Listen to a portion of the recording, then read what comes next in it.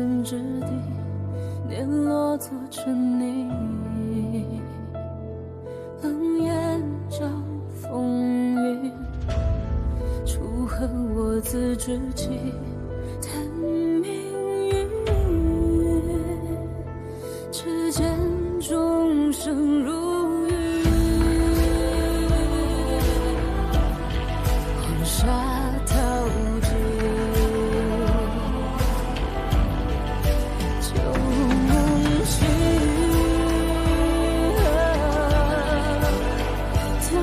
渐入情，举中指，散如云，步步现踪影。纵使真剑气，拼命破残局。举中旗，冷落雨，缓缓虚实情，天地作chứng。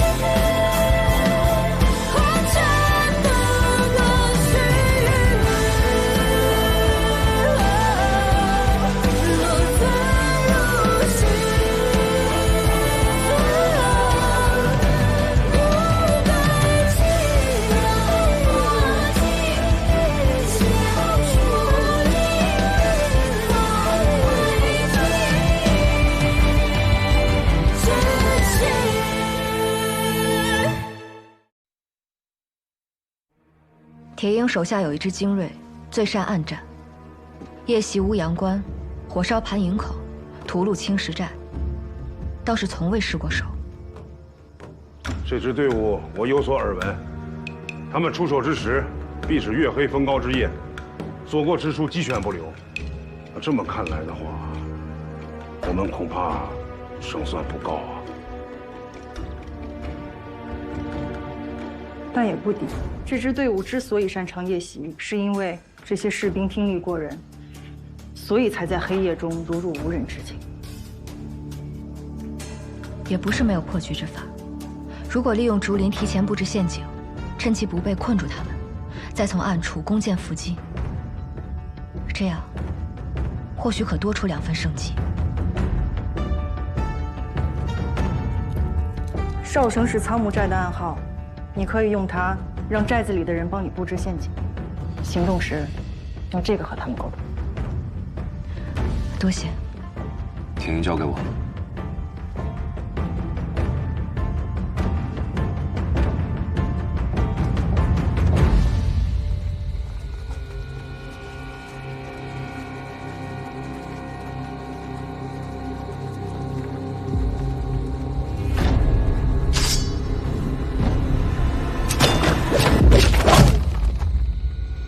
雕虫小技，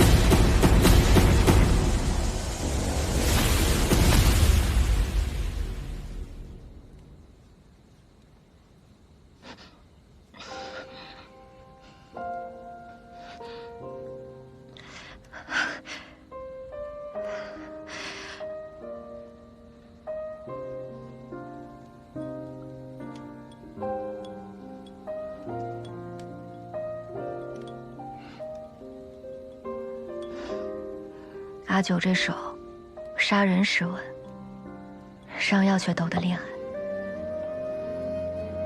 我没有活好你，不必在意。我很在意。以前是军令，可现在是职责。那以后呢？以后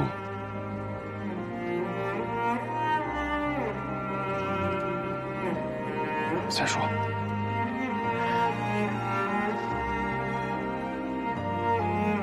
无论如何，我都会护你周全。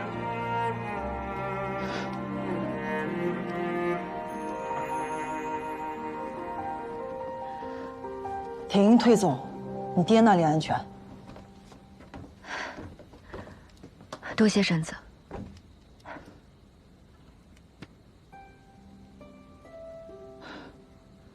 劳您这般照顾，为了护我，苍木寨折了不少兄弟。这等大恩，楚昭无以为报。苍木寨经营下护你周全，自当说到做到。铁鹰虽退，但萧南郡势必会增派兵马。你们尽早离开吧。且慢，这是我阿爹给我的玉佩，待此番事了，我回到楚都，苍木寨可凭此玉佩向我讨封。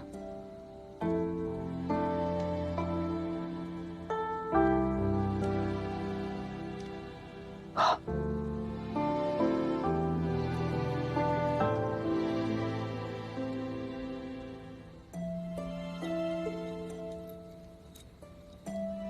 真是块好玉。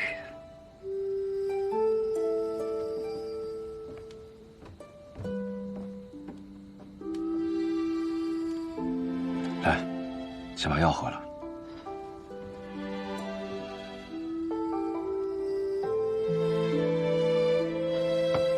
再来个这个。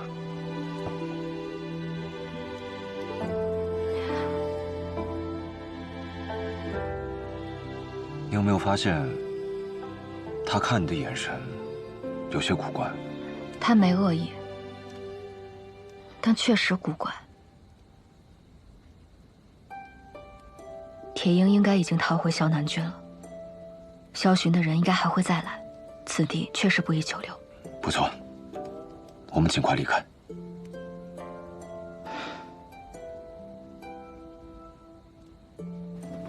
寨主，经此一战，我们折了3个兄弟，还有7人重伤，毁了东面3处陷阱，需要重新布置。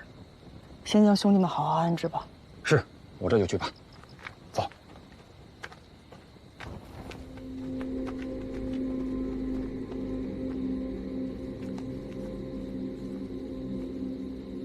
要准备走了？嗯。慈心的话就不用说了，歉也已经道过了。还有个问题我想问清楚。当年我阿爹剿匪，究竟是怎么一回事？不是已经说过了吗？我不信，我要听真话。这寨子里处处都是我阿爹的手笔，我不信只是一个剿匪误会这么简单。若真是误会，木棉红为何不解释，反倒任由他逼他跳下悬崖？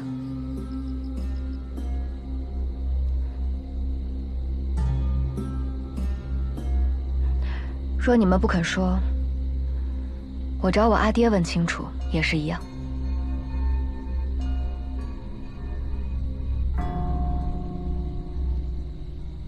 你了解你阿爹吗？你觉得他是一个什么样的人？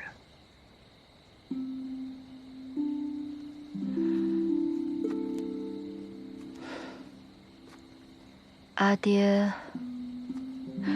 他是大楚战神，是无所不能的边郡英雄，人人都敬仰他，崇拜他。也包括你在内吗？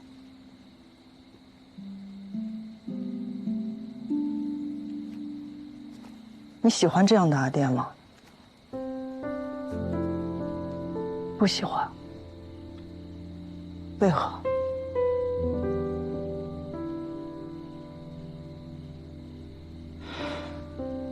因为他是别人的英雄，是云中百姓的英雄，是大楚的英雄。但我想要的，他是一个寻常的父亲，会给我雕木头娃娃，会陪我看烟火，会给我梳漂亮的辫子，同我度过每一个生命中重要的时刻。但好像这些都没有。那你娘呢？我娘，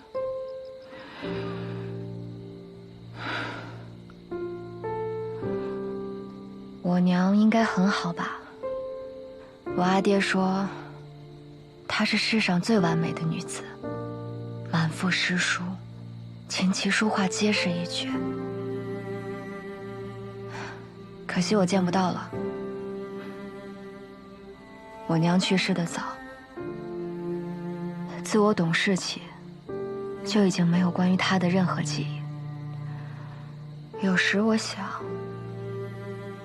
我娘要是在就好了，她一定会在我阿爹数落我的时候替我出头，会给我梳好看的发髻，会在所有人都嘲笑我什么都做不好的时候，依然视我如珍宝，处处都护着我。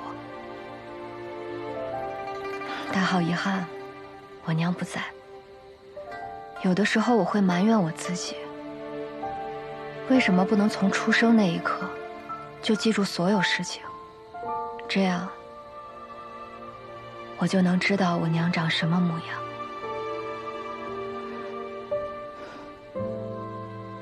我爹虽然说爱我阿娘，但整个将军府19年来都没有出现过一张关于他的画像。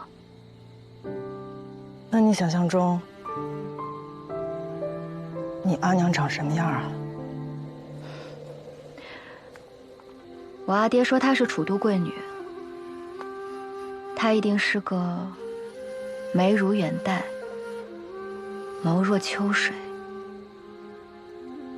肌肤胜雪的女子。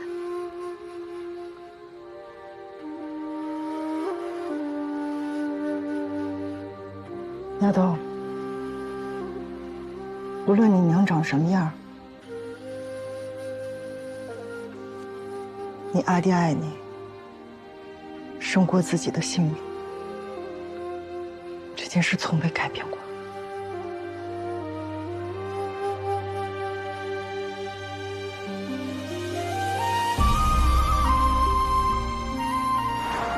韩昭，我那么聪明，怎会不知你的父亲愿意为了你那一封亲笔信放下戒心？没错，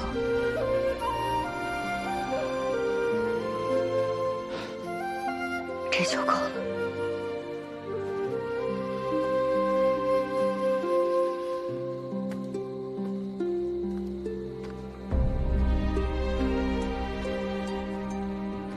你娘也一样。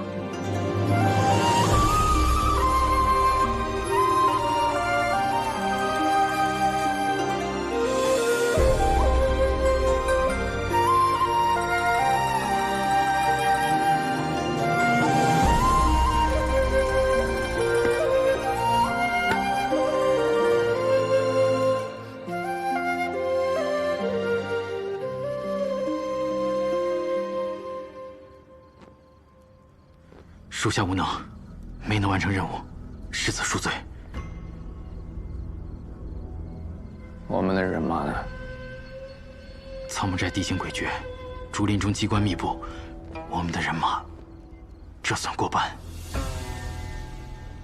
但属下已摸清他们的布防，请准属下带兵再攻。楚昭不会蠢到站在那儿等死，他急着返回云中郡，断不会在苍木寨久留。苍木寨去往云中郡，必经王城。既然苍木寨是块硬骨头，那我们便到前面去等他。苍木寨据守苍木林要道，若被楚家收入麾下，那楚灵就更难对付了。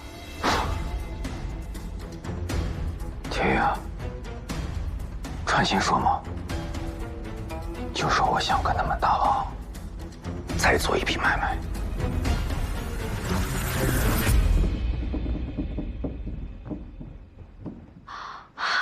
恭喜陛下又赢了一局。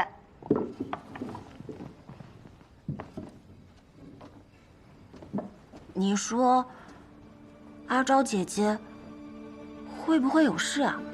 陛下别担心，长公主走之前，奴婢卜了一卦，长公主此行啊，定是遇难成祥。陛下，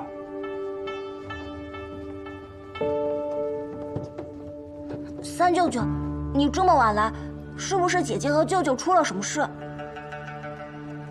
你言来舅舅武功很高，会照顾你阿昭姐姐的，不要担心。只是这楚宁将军擅自斩杀朔漠使者，恐引来祸端，而且他旧疾复发，怕是熬不过这个冬天。那日朝堂上，太傅说过，若楚将军出事，朔漠会起战事，所以边郡需要早做准备。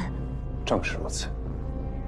这云中郡20万边军，关乎我大楚命脉。若朔漠趁虚来犯，阿宇，你敢不敢一战？孤必然要迎战的。大楚从不惧于战。好，那三舅舅再问你一件事：如若楚林身死，这20万边军该交给谁来统帅？燕来舅舅，他武功很厉害。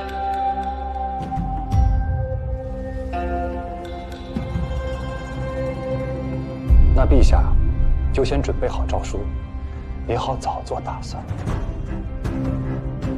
陛下且慢。谢大人真是急性子呀。陛下，兵者，国之大事，当朝议，而非谢大人私下怂恿。太傅，是想贻误边关战机。太傅掌印，未得臣用玺，此诏无效。调兵需3省共议，您这任人唯亲的性子，该改改了。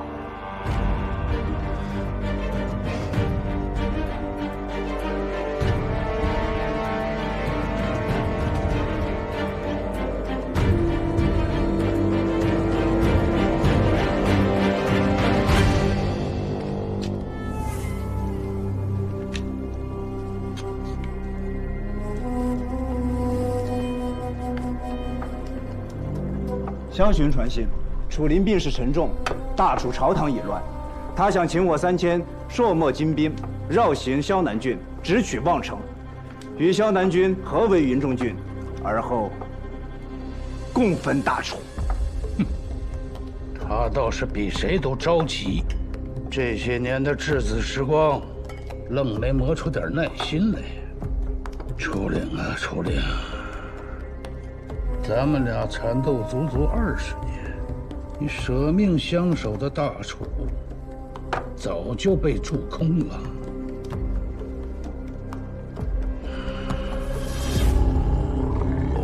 朝臣倾轧，连质子都还勾引外敌破国门了。如今也该是收取云中郡的时候了。可萧南郡山道险隘，粮草辎重难以通行啊。望城在云中郡的后方，守备不过尔，轻骑简从，连夜奔袭，快速攻下，不成问题。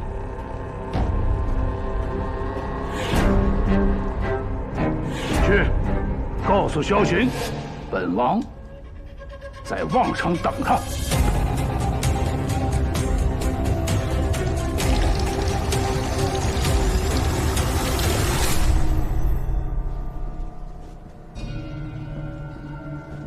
儿啊，此事还需三思。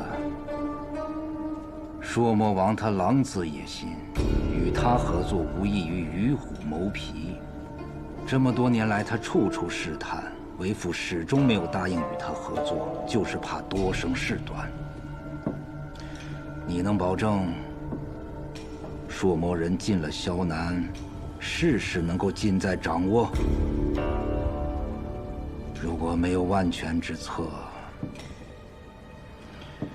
不妨再等等。儿子明白父亲的不幸，只是有些事情不是忍耐就可以解决的。儿子不想再重蹈覆辙。武林病重，眼下是最好的时机，借朔漠的刀，祭我们萧南的旗。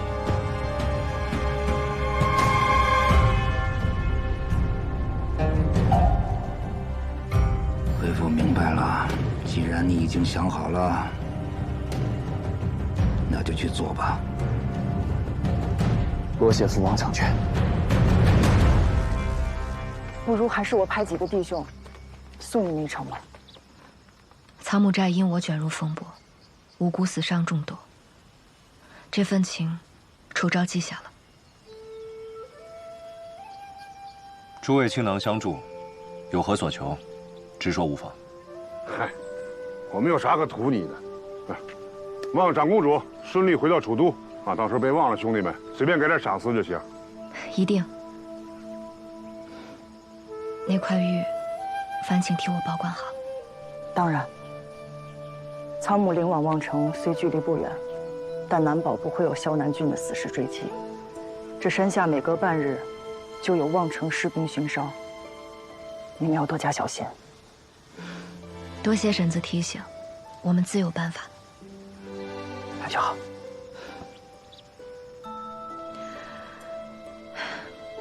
保重。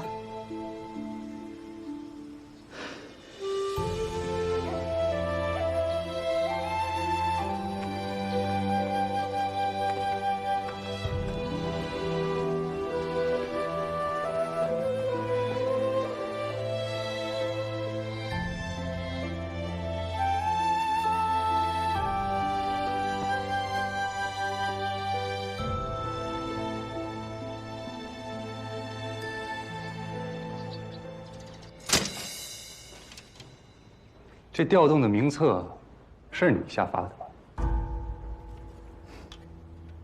谢大人，这文书是哪里来的？按理来说，此诏令此时此刻已经离开楚都了。拦截朝廷诏令，可是大罪啊！就是我拦的。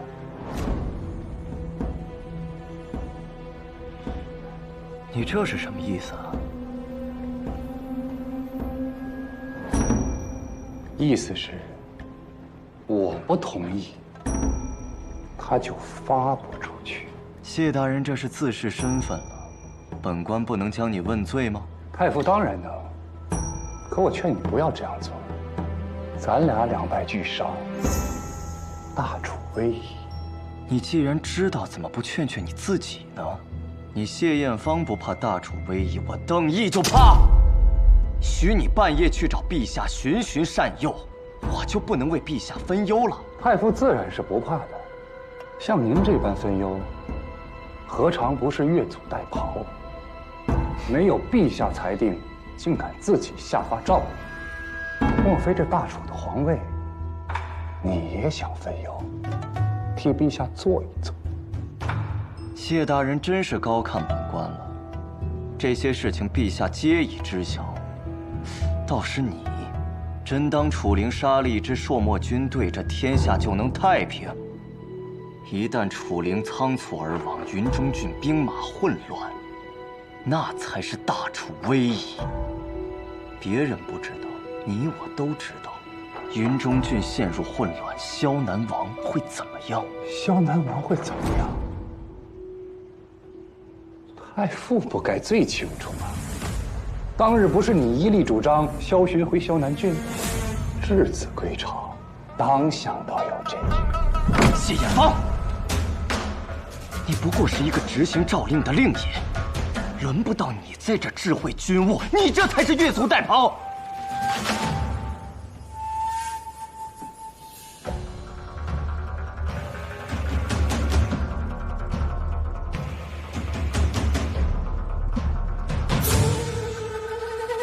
长公主令在此，本官代长公主行使否决权。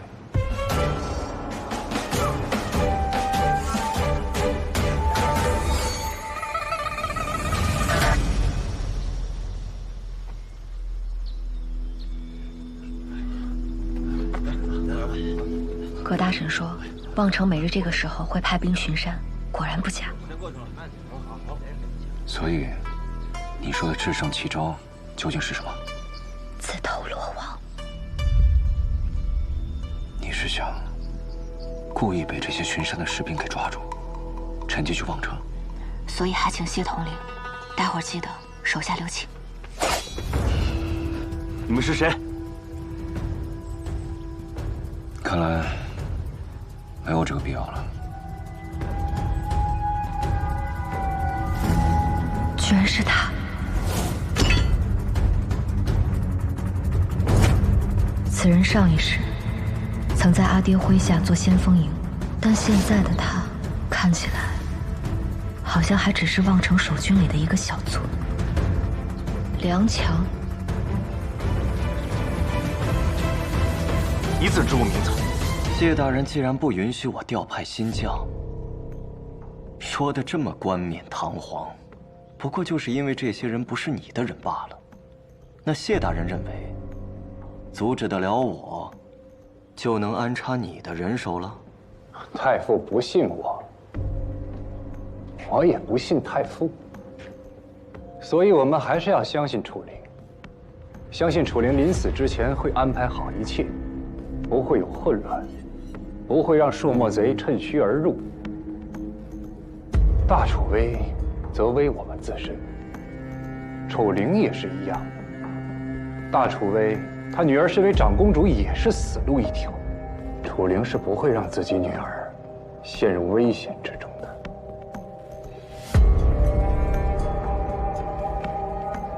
好，既然不能调动将官到云中郡，但谢大人，你家私养的那些兵马，也不要踏足云中郡。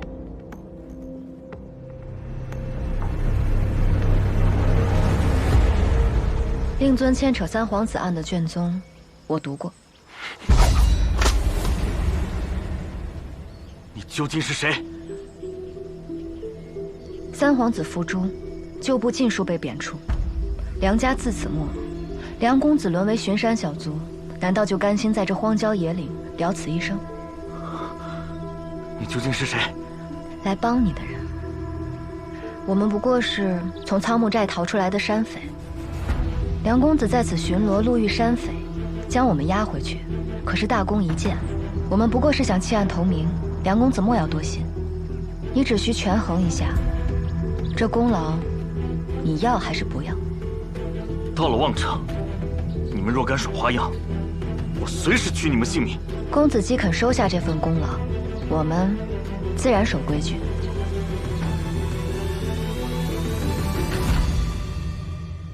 谢大人，你家那位九弟，打算把长公主拐到哪里去啊？他们两个受罚的受罚，养病的养病，何来拐带一说？那本官提醒你一句：挟天子可以令诸侯，可这挟长公主啊，只能令一个楚灵。而且得不偿失，你应该很清楚。那太傅也应该清楚，楚昭不能死，他必须得活着。只有他活着，朝堂才不会再起谋逆之乱，你我这盘棋才能继续下去，不是？如此，就希望你家那位九弟能不负众望，保住长公主的性命啊！这是自然。不过太傅有句话说错了，不是我家九弟拐了长公主，而是长公主拐走了我家九弟。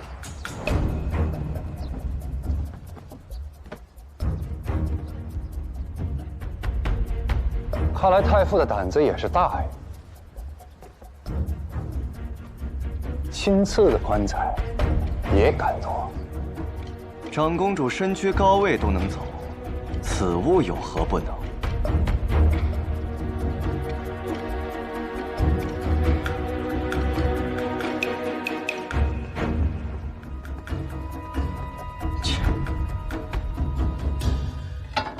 好厉害！我也来，我也来。哎呀，齐娘子、阿唐娘子，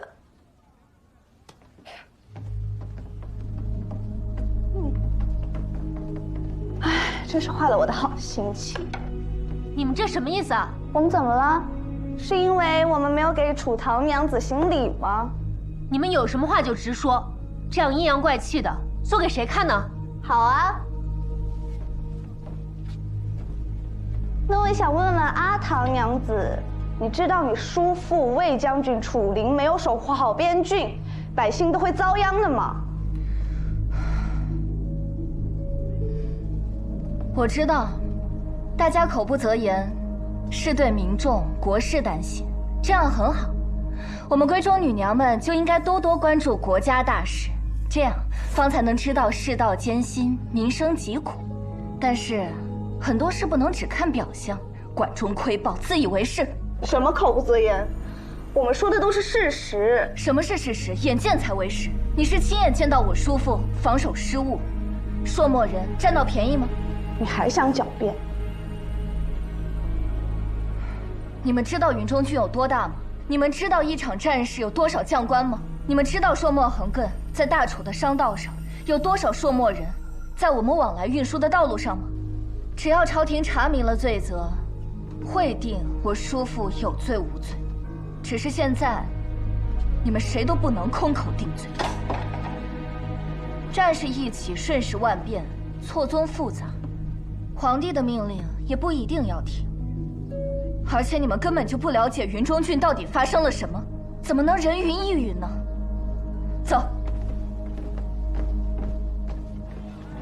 走啊！阿唐，我……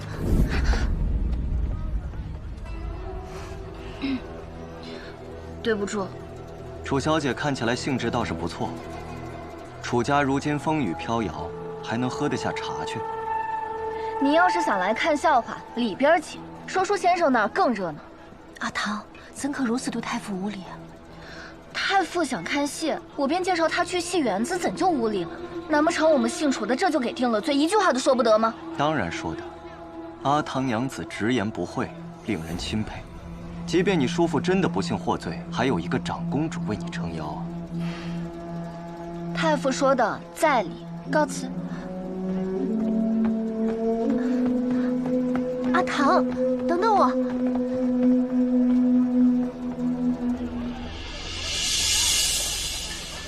完了，我这方才都说了些什么呀？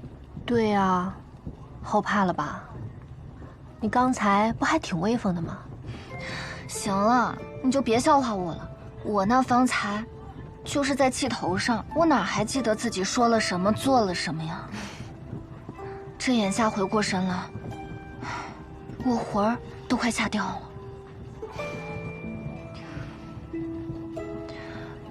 不过事已至此，我说便说了，谁又能拿我怎么样？阿唐，你跟以前不一样了。你以前从不与人争执，更别提为了楚将军跟楚昭。叔父啊，叔父，你可千万别被获罪啊！我的阿昭，你可快点回来吧。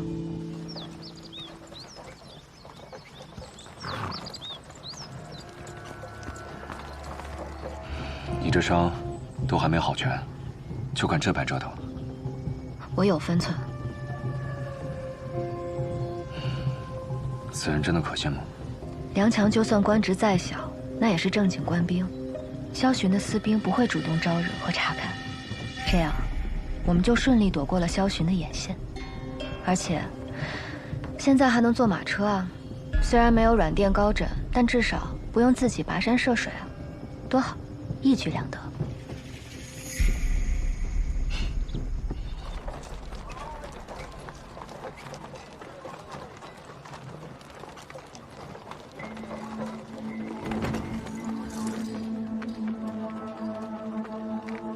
让他们俩下来。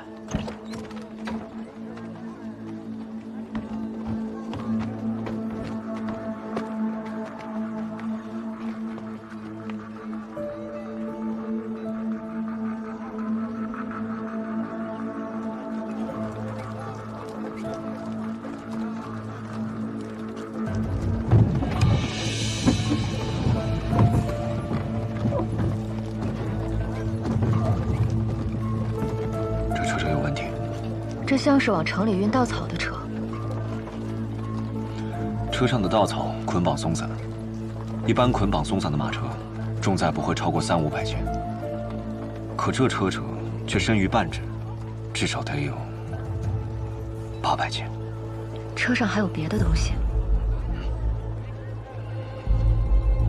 看这车辙的痕迹，今日进城的车不会少于10辆。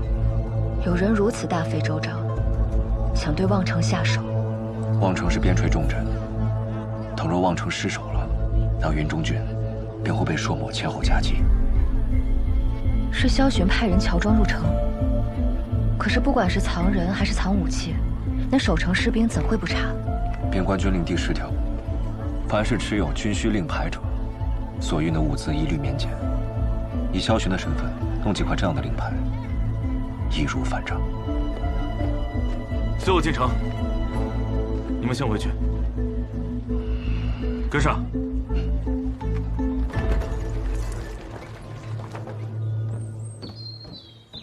世子，朔漠军3000精锐已过了信古关，到达距离望城不足100里的沙朗坳。让他们扮作商队，拿着潼关文牒走官道，沿途切勿怠慢。是。等他们攻下望城，我们再出兵。姐，不好了，姐！报信的兄弟说，萧南郡方向西北官道有3000精骑扮成了商队，向望城方向去了。从萧南郡而来，望城是云中郡后方命门，一旦失守，萧巡不出半日便能截断粮道。到时候云中郡守军腹背受敌，粮草断绝，朔望边军可就成了笼中困兽。坏了，那2个还在爱角城，恐怕也已经到王城。禀将军，末将在苍木林擒获2名苍木寨山匪。山匪一贯作恶多端，即刻问斩。将军斩我2人易如反掌，却不知朔漠铁骑破城之时，将军的刀可还能这般利落？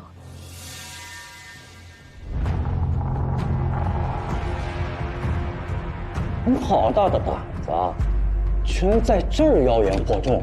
若我们真是山匪，何必自投罗网？今日进城，发现有人掩饰身份入城，运草车队车辙印深于半指，分明是藏了武器。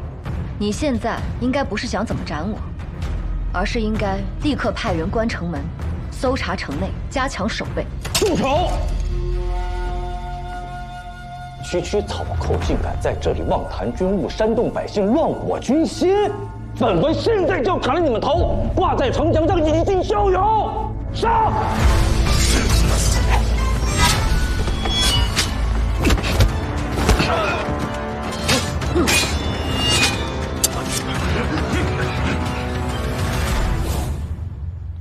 好一个智胜奇招啊！没死在萧巡的刀下，却要死在自己人的刀下了。你说错了，我的自己人从始至终都只有你啊！反了！速速将这2人拿下，就地正法！谁敢！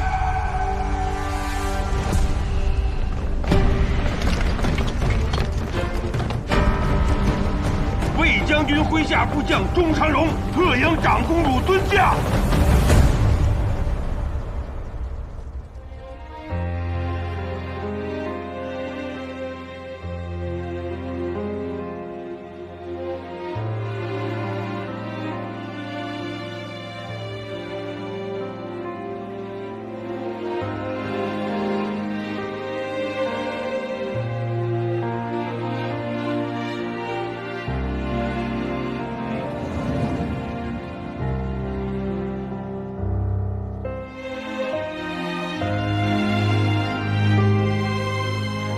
丫头，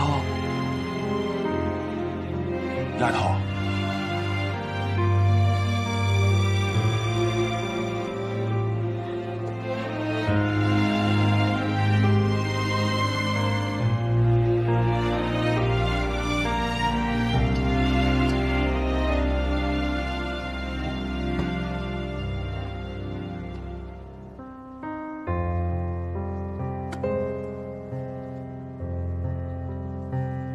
丫头，丫头，几年不见，不认识钟叔了？钟叔，是不是谁欺负你了啊？你狗官瞎了你的狗眼！这是楚将军女儿当朝长公主。你刚才说要把谁就地正法来着？下官有眼无珠，求殿下开恩。末将眼拙，冒犯了长公主殿下，还望殿下恕罪。不知者无罪。当务之急是关城门，做好守备，查明混入城中的朔漠人和武器。末将誓死守城。赵大人，你的乌纱帽先系你头上。若望城城破，他会和你的人头一起落地。下官誓与望城共存亡。赶紧滚下去吧，下去办事。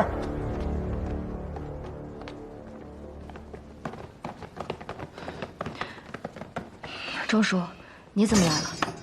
嗨，你阿爹担心你，非要我出来接你回云中郡，都赶到一半了。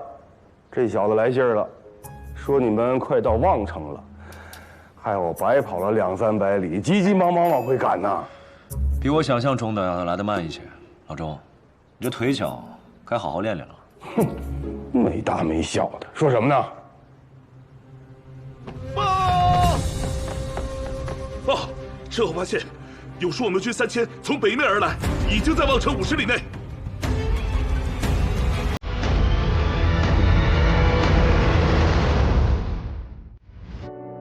断肠苦事残烧，衔泥沼，偏要趁云霄，摘下傲骨血肉成鞘。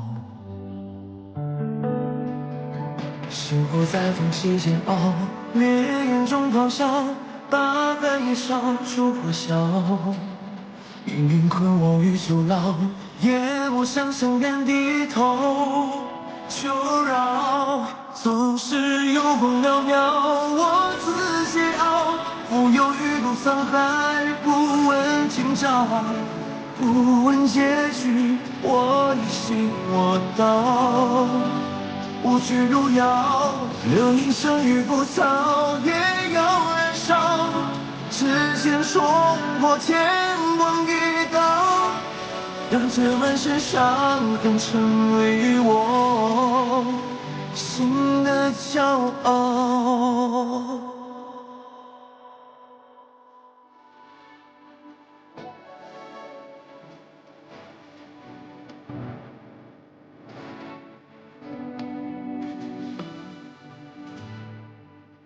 宫阙九重暗角，只为人笑。纷纷扰扰，人间惊恐把你照照。星火在风起煎熬，烈焰中咆哮，把半夜烧出破晓。命运困我于囚牢，也不想向人低头。求饶，总是有功渺渺，我自桀骜。浮游于渡沧海，不问今朝，不问结局，我一心我道。无惧路遥，流萤生于浮草，也要燃烧。指尖冲破天光一道，让这满身伤痕成为我心的骄傲。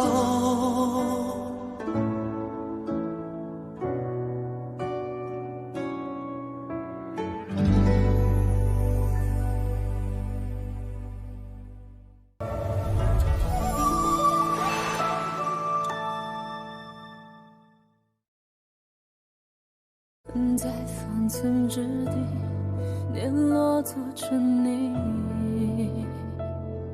冷眼照风云，楚河我自知己，叹命运。只见众生如云，黄沙淘尽。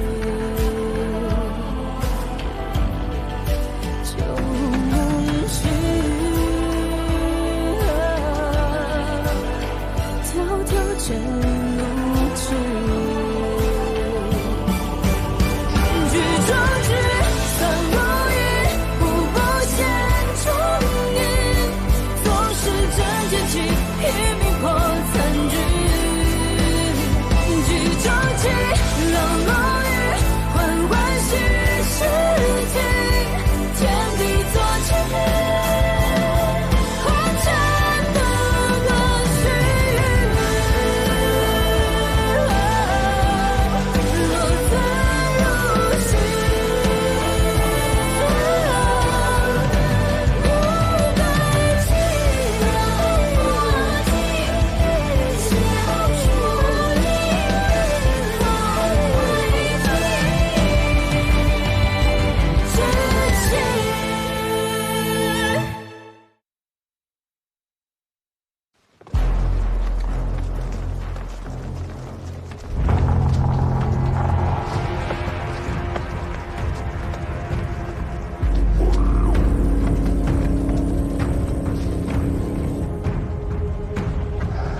早有准备，这是要瓮中捉鳖呀！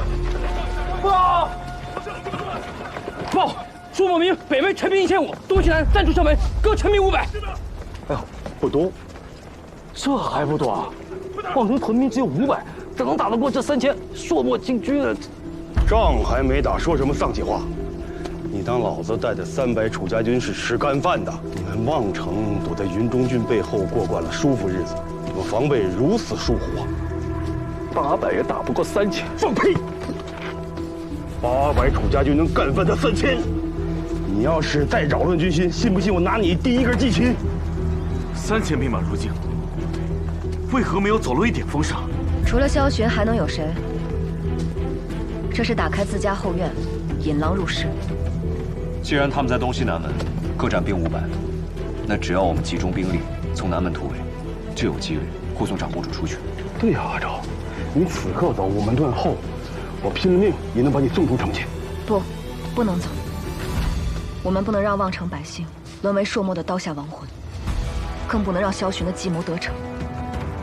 望城在云中郡后方，若是朔漠打下望城，萧南王一定会趁势出兵，朔漠就有机会夹击云中郡，到时大楚势必陷入战乱，萧巡再趁乱夺围。所以，望城不能丢，我也不能走。你没事吧？葛大婶，你怎么来了？你们又是哪路神仙啊？望城城门已经被朔漠人给封死了，你们是怎么进来的？这位是苍木寨的葛寨主，这位是葛大婶。苍木寨，山匪。对。我们从东门闯进来，那边约莫有500朔漠人。葛大婶，你来的正好。你如果需要，吩咐便是。我们先回府衙议事。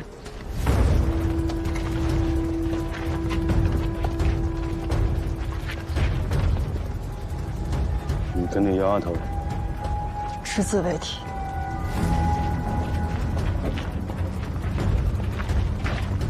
葛大婶，苍木寨的弟兄们又来相助，楚昭实在是过意不去。先前对抗萧南追兵，已是连累大家。如今望城危急，竟又要拖累你们。话这么说就见外了。我们苍木寨虽是山匪，却也知晓什么是大义。敌军当前，谈什么拖累？我对苍木寨的承诺一直有效。记着。长公主说的没错，末将搜城发现了10几名朔漠人和部分武器，已经全数缴获。赵大人，布防图。朔漠兵取道萧南郡，而萧南郡山路崎岖，他们的粮草辎重肯定所带不多，所以他们比我们更心浮气躁。对，方才在城墙上的确听得马蹄声杂乱，所以他们迫切想拿下望城，以望城为据点补给粮草，在前后夹击云中郡。若是萧巡此刻带萧南郡的人马增兵朔漠，我们应当如何？以我对萧巡的了解，他既要借朔漠这把刀，必然要等刀见血才肯现身。他要等朔漠兵占据望城，这3000借道的朔漠兵就是他给朔漠的诚意，所以他的人暂不会有所行动。朔漠3000，对我们800，他们还是更占优势。望城城防物资有限，要如何取胜？我阿爹说过，历来打仗并非比谁的兵多，如今就让他们见识见识我们大楚如何以少胜多。长公主讲得好，你可有什么谋划呀？阿九，可有打探到敌军粮草和水源？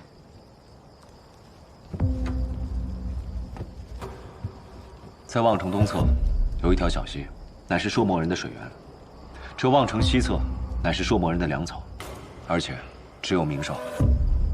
赵大人，水路上游可有支脉、隘口等水脉地势？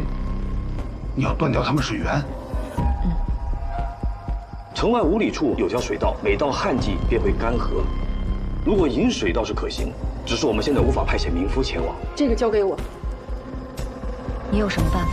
别忘了，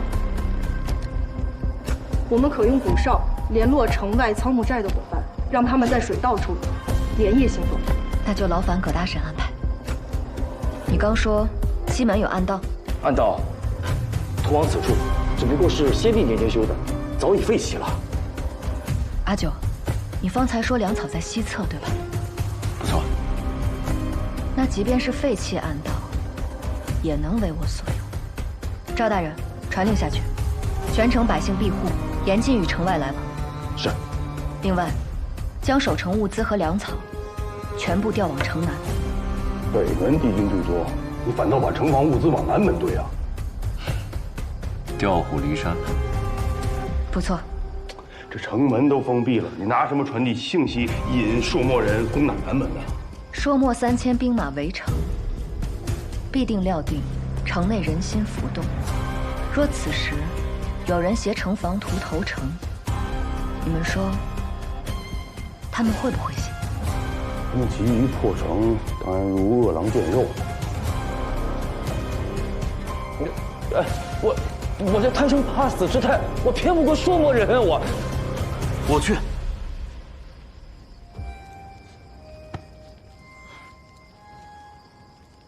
你一个斥候，凭什么取信于敌？我凭何取信敌军？长公主应该很清楚，不是吗？此去九死一生，你可想好了？我想好了，但我有个条件。混账！大敌来犯，你还敢提什么条件？我知道你的条件。此战若成，你活着回来，我为你向朝廷请封。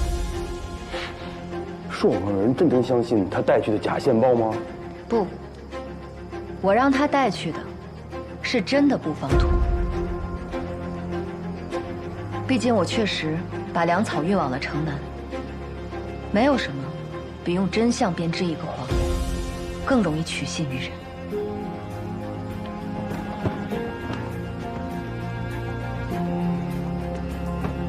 葛大婶，你先去联系城外。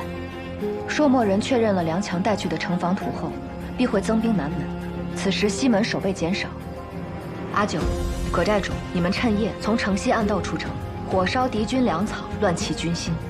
钟叔、葛大婶，你们火起为号，待敌军大乱，率800精兵从北门出城冲阵，一举击溃朔漠主力，再逐一击溃四散队伍。得令。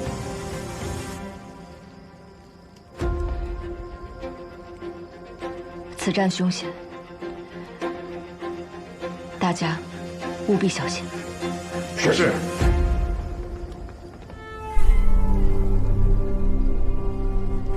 大帅，可往东西两门率先发起进攻，而我等率领主力一举攻破北门。报，在望城南门抓到一个奸细。将军，我特来献望城布防图。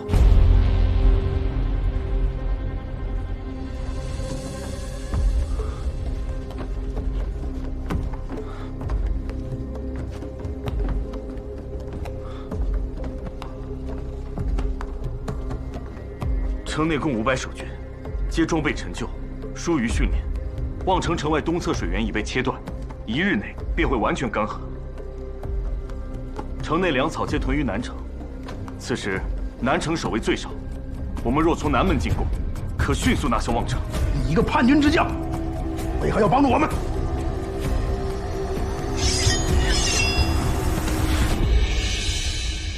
我粮食全族，皆因宫变，无辜惨遭流放，大楚皆视我为草芥，我又何必为他守节？那你所求何物啊？若顺利攻破望城，我愿助将军攻打云中郡，取楚灵儿代之。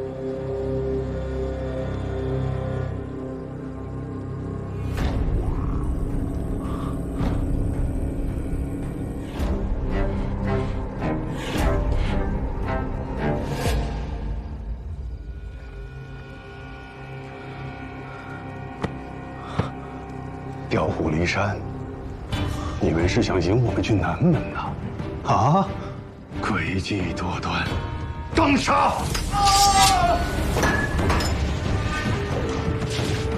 主帅，是我来报，望城粮草都运往南门集结。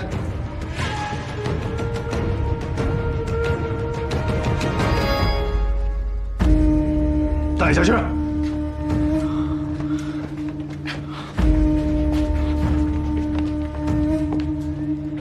传令，东西驻军各调一半去南门，速速从南门破城。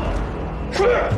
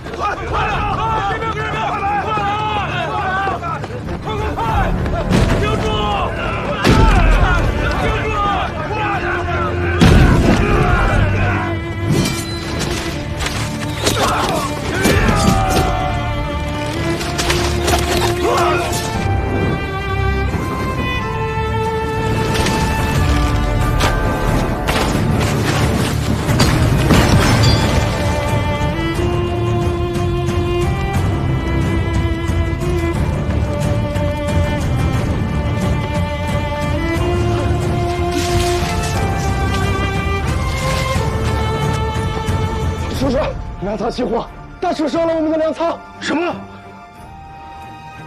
中计了！中计了！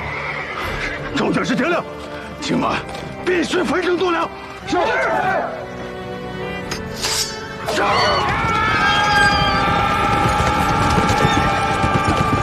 将士们，随我冲破朔漠大营！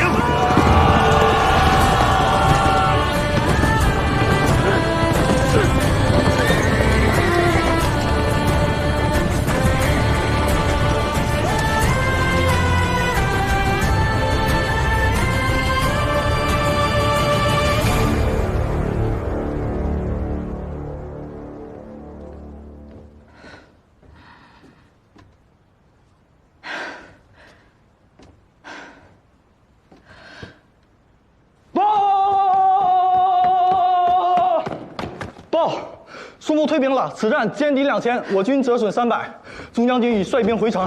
好，太好了。谢燕来呢？还没有消息。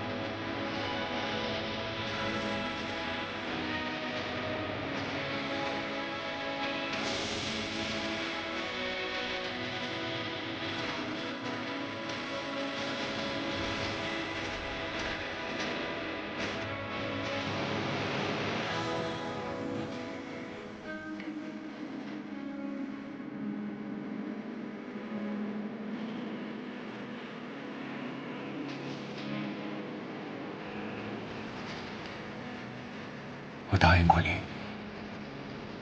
会活着回来。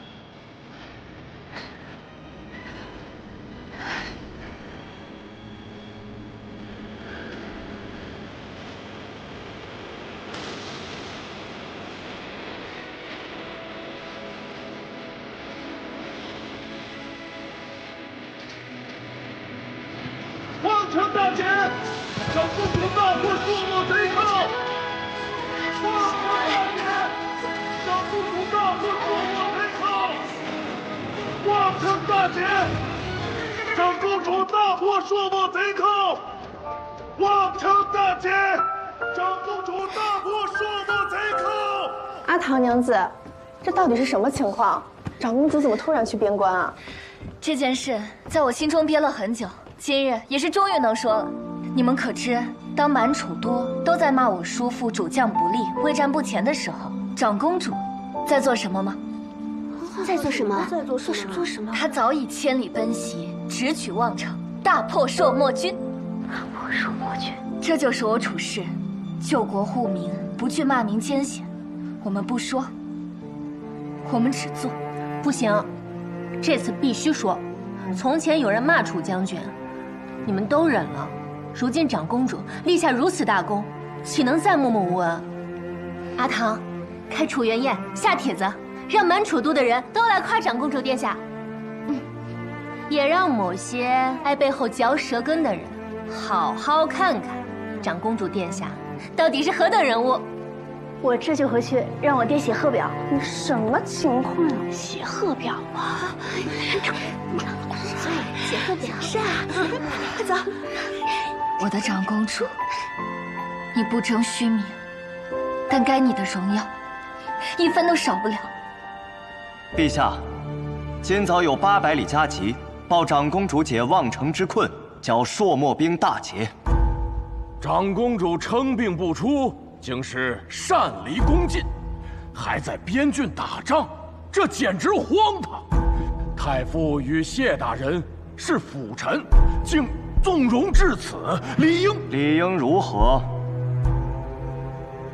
诸位可别忘了，陛下就是长公主亲自御马杀敌救下的。但长公主私自调兵，是朝廷法度为何物？你身为监国，难道就这般纵容？纵容？本官倒是要问问诸位了，当初是谁在朝堂之上口口声声痛斥边关守将无能？又是谁日日上书要求增派援军？如今长公主解边郡之困，诸位反倒不乐意了？荒谬！大楚几时要靠女人带兵打仗的？如果大楚真的到了这种地步，臣等虽然老迈，也敢赴死一战。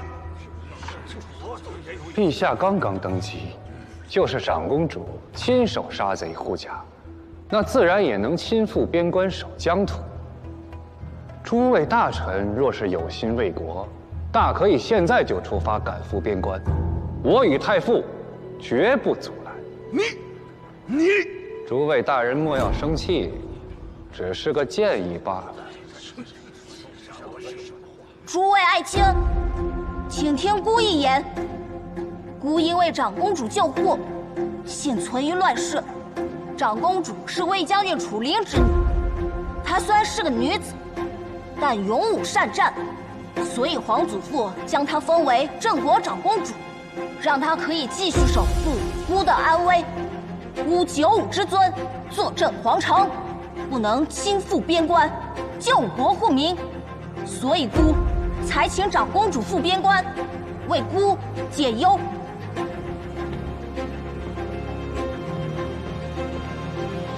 这并不是荒唐事，本就是先帝遗命。诸官不用妄自猜测，长公主出宫是孤的命令。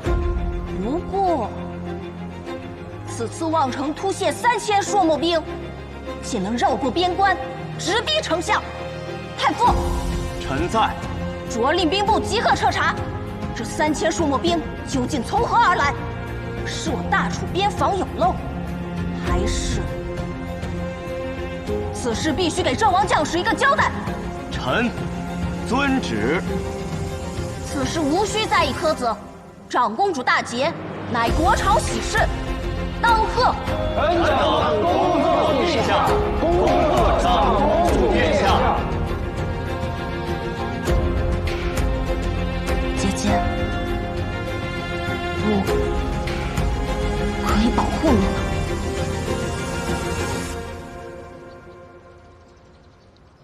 望城大捷，阿昭立了首功，这回定要在太傅大人面前扬眉吐气。话又说回来，上次我对他无礼，难保他心中不会记恨。阿昭说，此人虽奸猾，却十分孝顺，对他母亲示好，是拉拢他的最佳途径。阿唐娘子有何贵干？莫不是听闻长公主打了胜仗，要找本官炫耀一番？哪能呢？我是听闻老夫人近日咳嗽，我特地带来了川贝。我是听阿昭说的。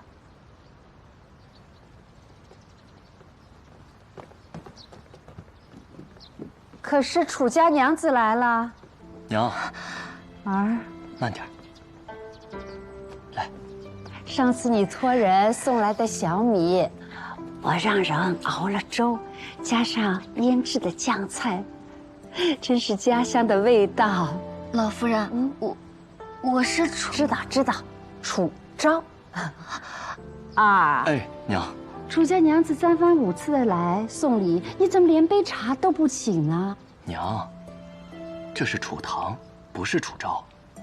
老夫人，我是阿昭的姐姐，我叫楚唐。今日啊，特地来拜访您的。送老夫人回房喝药，快去。娘，我们回房喝药。好，楚家娘子都好。我是良机。好，好，娘子下次来玩啊！哎，楚家娘子都好，都好。老夫人，怕是有什么误会吧？我娘时不时会有些糊涂，抱歉。礼物既已送到，便不再叨扰太傅，告辞。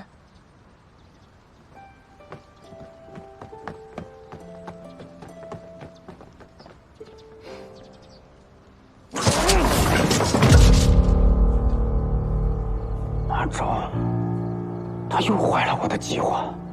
四战过后，朔漠王那边战死2500余人，剩余残兵想要通过萧南郡返回朔漠。既然他们战败，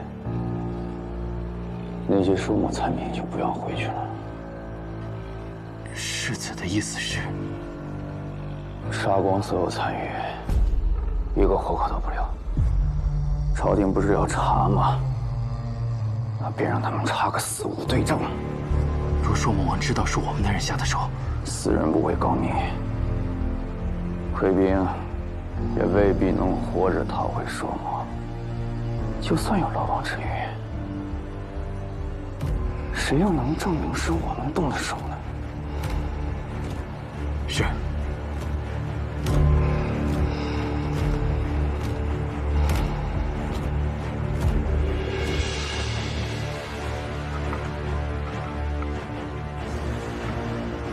阿昭，你辜负了我对你的一片真心，那就别怪我对你再不留情面了。公子，长公主派人将望尘大捷的消息快马加鞭传回楚都，看起来她所图甚大呀。其实这些都是事实，丝毫没有夸大。确实是他带兵击溃了朔漠军，解救了望城百姓，如此大功，也该路不非劫。这样也可以安抚民心，让国朝稳定。如果是个男儿，这样做自然没错；如果是个将官，哪怕是楚灵，这样做自然也没错。但他楚昭是个女儿身，而且现如今已经当了长公主。难道安坐在皇城，做一个贤良淑德的长公主，对她来说还不够吗？还要御驾亲征杀敌大功，她与陛下一起登基，她与陛下一起上朝堂，时时刻刻都要站在朝官们面前。现如今她还要站在天下人面前，我看她根本就不安于现状，她这就是要喧宾夺主，她这样做就是在欺负我们家阿玉年纪小。这有什么好激恼的？他拼死守护的是阿宇的江山。他名义上也得叫我一声舅舅，我们是一家人，不是吗？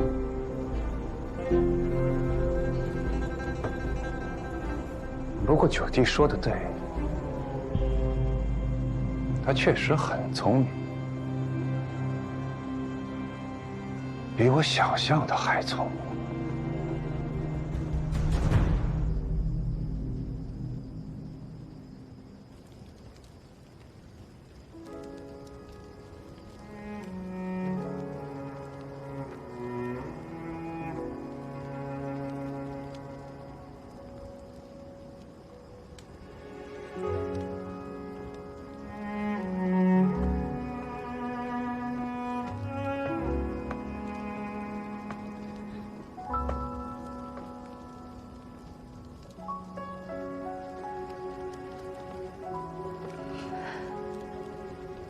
此次守卫望城，出城800人，但只回来500人。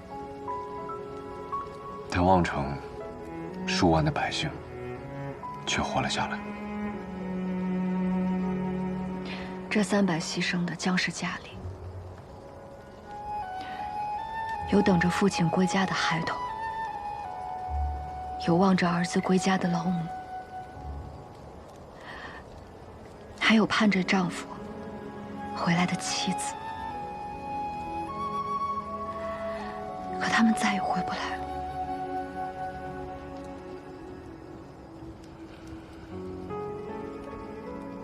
老头跟我说过，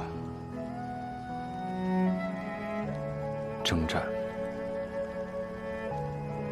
是为了让更多的人活下去。我以前也一心求死，是老头告诉了我让我活下去的意义。活着的人会有更好的明天，但他们会继承那些牺牲的战士，这就是他们牺牲的意义。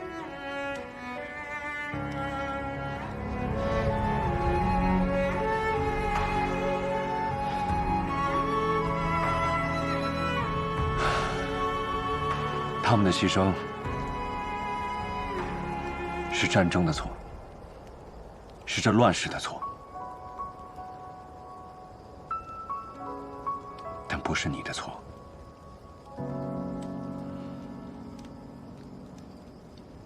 阿周，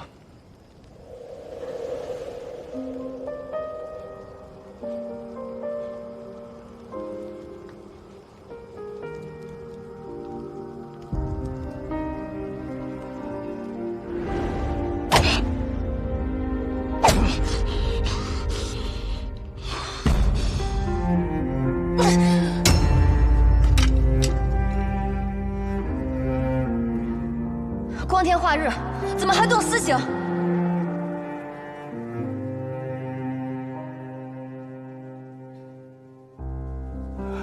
他们是在草菅人命。阿昭啊，听话啊！或许你不知道，这个名字对我来说意味着什么，但朝阳终会带走黑夜，而你拯救了我。当你离开以后，我一直循着你的方向去找你。当时我想，若是我活不了，要能死在你在的地方，也不错。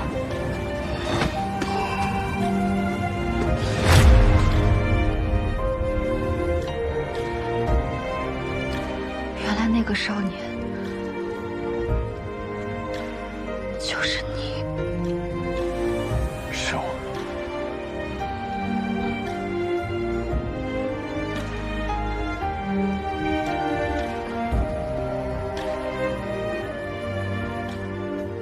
阿昭，是你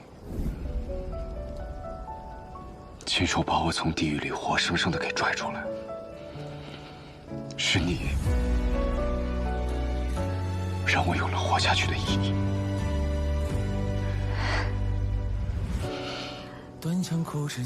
你不是总问我，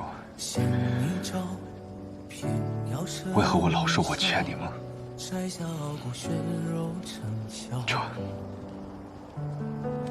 就是原因。风霜万里踏过，燃灯作孤岛，半生飘摇，只因天涯无处停靠。所以，从今以后，我这条命只归你。也不想深感低头求饶，总是有功渺渺，我自桀骜，浮游鱼肚沧海，不问今朝，不问结局，我一心我道，无需入窑，流萤生于浮草，也要燃烧，指尖冲破天光一道，让这满身伤痕成为我心的骄傲。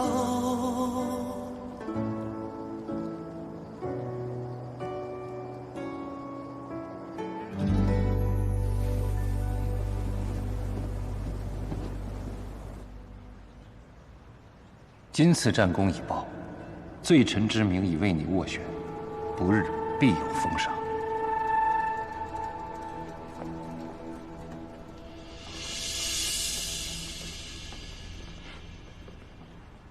城外如何？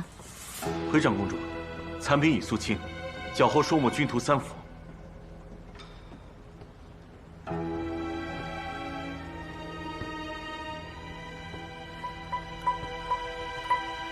望城一战，你功不可没。钟将军已调我入先锋营，末将感激。魏家村，这标记是何意？末将不知，但朔漠斥候既有此标记，想来这村子应该有些作用。这名字似乎在哪儿听过。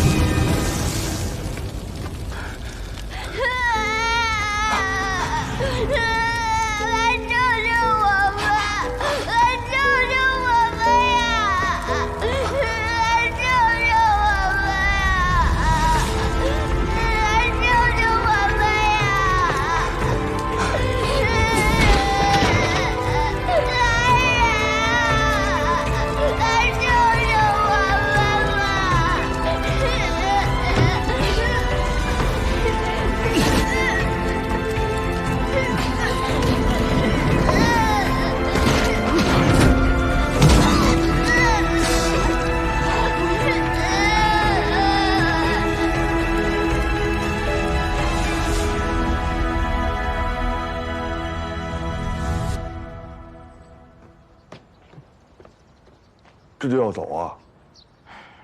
我又不是官兵，帮忙守城，没这闲工夫。倒是你，不好那丫头。那自然，这孩子是我从小看着长大的。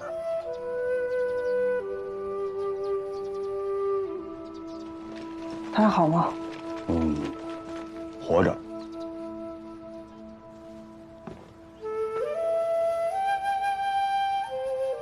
她若死了，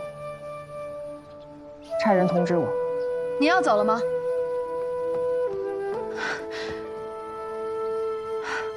这次多亏了有您相助，我还想请您和我们同回云中郡。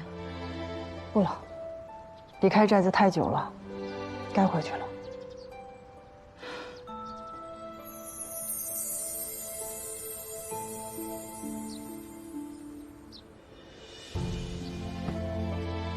若你再有需要，随时送信到苍木寨。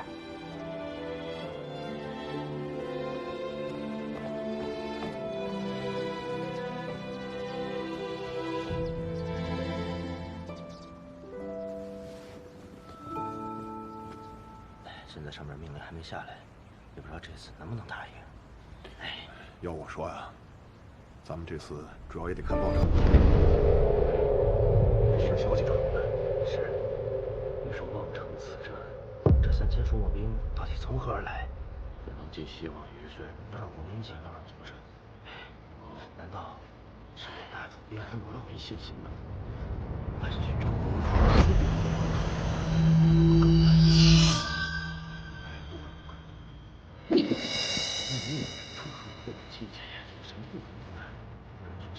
变成如今这样，怎么可能？报！将军，望城大捷，长公主率军击退朔漠先锋，斩敌1000余。不愧是将军的女儿，快将军报呈上来。将军，长公主这一仗打得漂亮，就该恭迎长公主。咱们楚家女儿真是好样的。就是。将军，长公主亲临文中郡，是振奋军心的好事。我将现在就去点旗仪仗。没错。不必。这次回云中郡的不是长公主，是我的女儿阿昭。末将愿率亲骑接阿昭娘子回军中。云中郡的路他比你们熟，你们都回去修城吧，别耽搁了大事。我下去吧。是。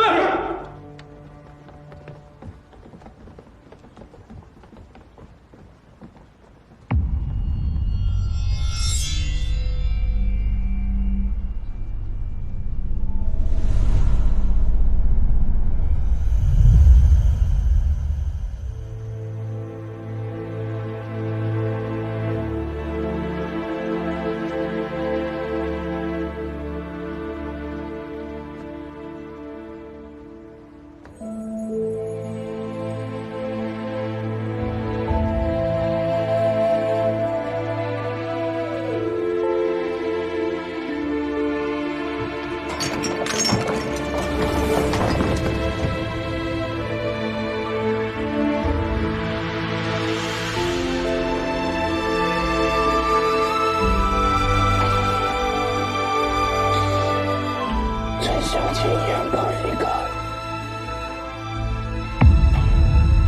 阿走。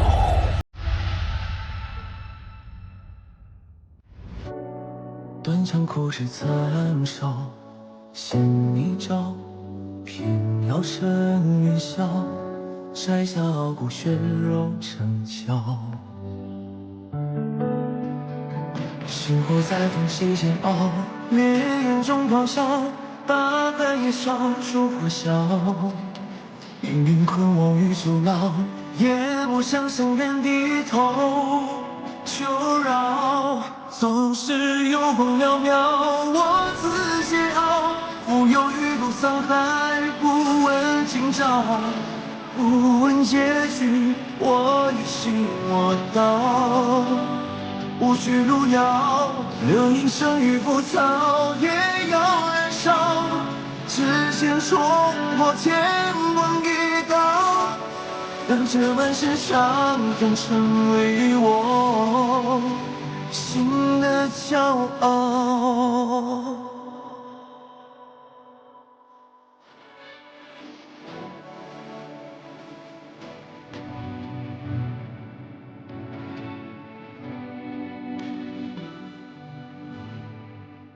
孔雀九重暗角，只为人笑。纷纷扰扰，人间惊恐把你照照。星火在缝隙间熬，烈焰中咆哮，把寒夜烧出火硝。命运困我于囚牢，也不想向人低头。求饶，总是有光渺渺，我自桀骜。浮游于路沧海，不问今朝，不问结局，我一心我道。无惧路遥，流萤生于浮草，也要燃烧。只见冲破天光一道，让这满身伤痕成